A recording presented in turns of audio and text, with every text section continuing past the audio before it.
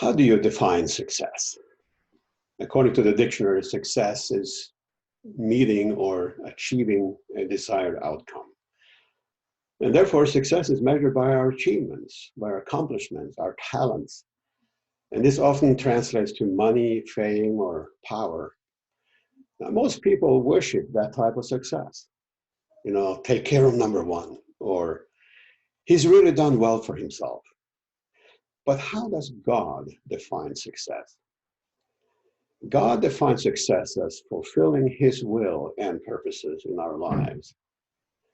Based upon this definition, Jesus was the most successful person to ever live, being the only one to have perfectly fulfilled God's will.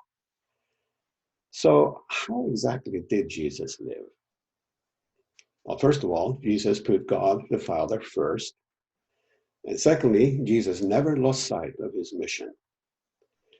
Jesus' entire purpose was to bring humanity, to bring us back to God. He wanted as many people as possible to experience God's grace and forgiveness. But the disciples didn't always get it. In Mark, we read that Jesus went to spend time with his Father, putting God first, and the disciples began to worry. When Jesus returned, Peter had a few concerns, and he says to Jesus, "Everyone is looking for you."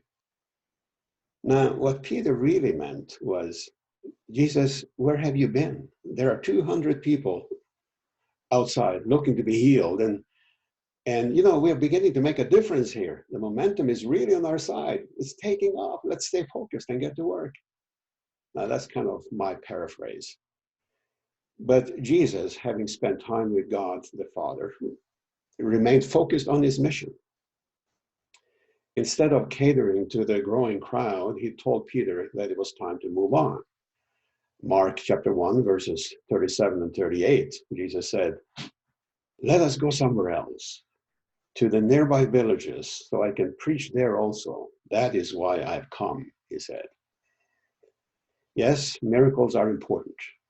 Ministry is important. Helping is important. But nobody's heart is changed by miracles alone. Jesus remained focused on his calling by staying connected to God the Father, even in the face of his disciples' good intentions.